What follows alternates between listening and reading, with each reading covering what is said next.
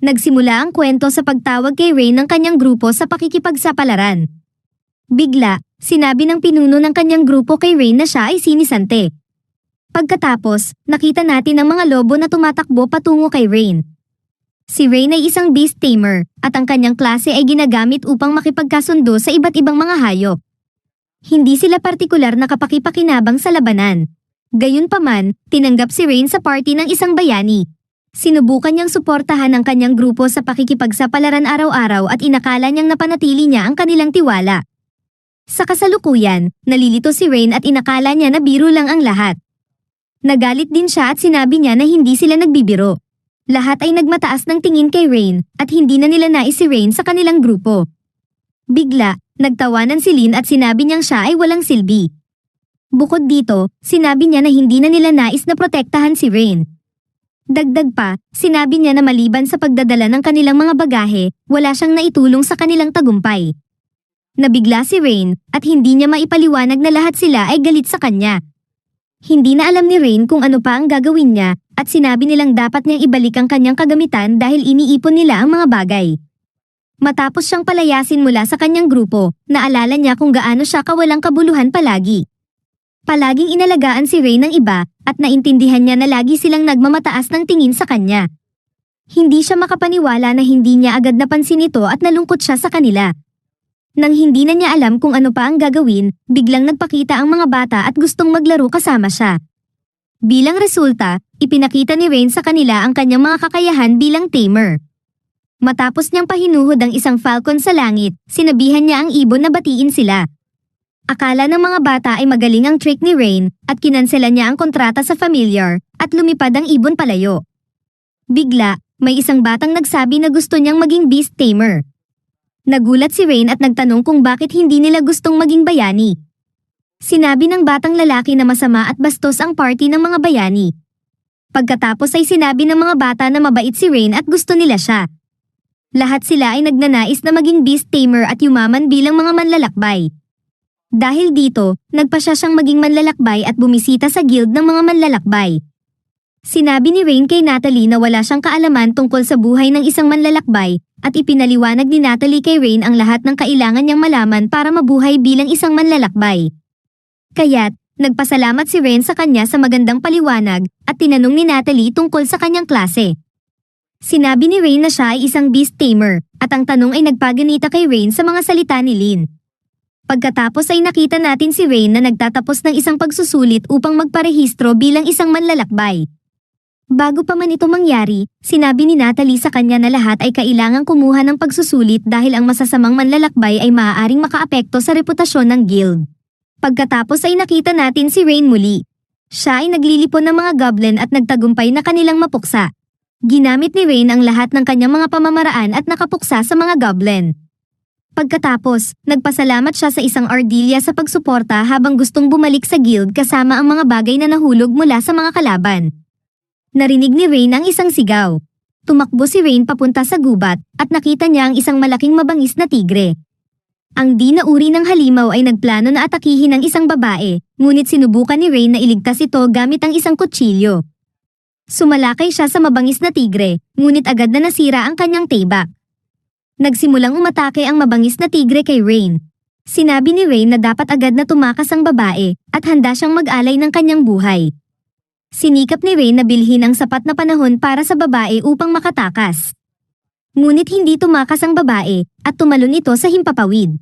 Pagkatapos ay naghandog siya ng malakas na atake at pinuksa niya ang malakas na halimaw sa isang tadyak lamang. Namangha si Rain at naakit siya sa tanaw ng babae. Agad niyang napansin na ang nailigtas na tao ay kabilang sa pinakamatinding uri sa mundo.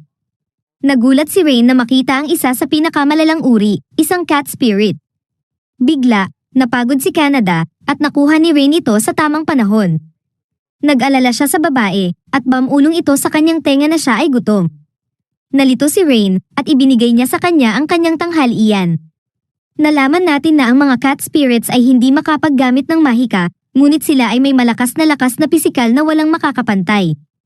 Matapos ang tanghalian, nagpasalamat si Canada sa kanya at sinabi na nakita na niya ang kanyang mga lolo at lola sa tabi ng ilog.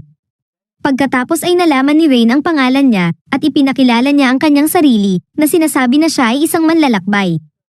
Gusto ni Canada na maging kaibigan si Rain at nagpasalamat siya sa kanya sa pag-save sa kanya. Dahil dito, tinanong ni Rain kung bakit siya nasa gubat. Ipinaliwanag ni Canada na mayroon lamang ilang cat spirits sa mundo at sila ay nabubuhay sa isang hiwalay na buhay sa mga bundok. Sinabi niya na gusto niyang makita ang mundo at siya ay masaya na nakilala si Rain. Pagkatapos, nais ni Canada na malaman pa ang tungkol kay Rain dahil nagustuhan niya ito. Ito ang paraan kung paano nalaman ni Canada na sinanti si Rain mula sa isang party ng mga bayani. Galit si Canada na sinanti nila si Rain kahit na siya ay isang mabait na tao. Naguluhan si Canada, ngunit sinabi ni Rain na hindi na siya malungkot.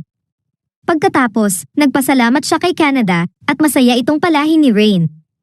Bigla, sinabi ni Canada na hindi mahina si Rain at pinuri siya.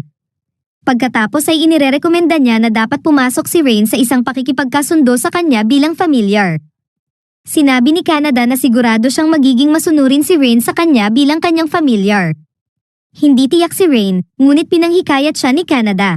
Pagkatapos, naalala ni Rain ang kanyang kawalan ng lakas noong kanyang kabataan at nangakong magkaroon ng bagong lakas na kasama si Canada sa kanyang tabi. Bigla niyang na-realize na hindi na niya iniintindi ang bagong kapangyarihan ni Canada dahil ang tunay niyang hangarin ay mas makilala pa siya. Bilang resulta, sinimulan ni Rain ang pagsisikap na pahinuhod si Canada. Lumikha siya ng isang dugo na pakikipagkasundo at lumikha ng kontrata na nag-uugnay kay Canada sa kanya. Kaya't napaamo ni Rain si Canada sa pamamagitan ng kanyang beast tamer skills at tinanggap niya ang kontrata. Naging kasosyo ni Rain si Canada. Matapos ito, sinabi ni Rain na ang kontrata ay isang buong tagumpay at masaya si Canada na makita ang kanyang bagong kasunduan. Sa kanyang kamay, sinabi ni Rain na abangan niya ang masayang pakikipagsapalaran kasama siya. Masaya rin si Canada at napagtanto ni Rain na mayroon siyang isang magaling at mabait na pinakamatinding uri sa kanyang tabi. Bago sila bumalik sa guild, kailangan munang tapusin ni Rain ang kanyang pagsusulit sa pakikipagsapalaran. Pagkatapos, tinamad ni Rain ang isang cute na kuneho at inutusan niya na tawagin ang kanyang mga kaibigan. Bilang resulta, pinahimang ni Rain maraming fluffy na mga kuneho at tumulong sila kay Rain sa paghanap ng mga halamang gamot. Lahat ng mga kuneho ay kumalat sa bukirin at nagulat si Canada. Sinabi niya na karaniwang ang mga beast tamer ay maaaring pahimangin lamang ng isang kasosyo, ngunit walang makakagawa ng maramihang pangkat. Itinanong niya kung saan natutunan niya ang ganitong kakaibang mga kasanayan ng beast tamer. Hindi alam ni Rain na siya ay espesyal at sinabi na tiyak na lahat ng beast tamer ay maaaring gumawa ng maramihang pangkat. Ilang oras pa ang lumipas, ibinigay niya ang mga nahulog na kanyang nakolekta at pumasa siya sa kanyang pagsusulit para maging isang manlalakbay. Binati siya ni Natalie bilang bagong manlalakbay ng Horizon Guild. Nakatanggap din si Rain ng maliit na gantimpala at pinahanga siya ni Natalie. Samantala, naghihintay si Canada para kay Rain at masaya siyang si Rain ay ngayon ay isang opisyal na manlalakbay. Pagkatapos, sinabi ni Rain na gusto niyang magsimula ng isang misyon kaagad, ngunit may isang lalaki na lumitaw. Tumingin siya kay Canada at namangha sa pagkakaroon ng isang cat spirit. Bigla, sinimulan niyang asarin si Canada at tumanggi itong sagutin siya. Pagkatapos, tinawag niya si Rain na mahina at nagalit na si Canada. Sinabi niya na si Rain ay ang kanyang Panginoon dahil tinim niya ito. Kaya't, ipinakilala ni Rain ang kanyang sarili bilang isang beast tamer at natawa ang ibang manlalakbay sa kanya. Sinabi niya na ang mga espiritu ng Diyos ay labis na makapangyarihan upang pahimangin ng isang mahinang beast tamer. Bilang resulta, nais ng lalaki na hamanin si Rain sa arm wrestling. Hindi na pinansin ni Rain na hinahamak siya ng lalaki, ngunit nais niyang protektahan si Canada. Kaya tinanggap ni Rain ang hamon at nagplano siyang manalo.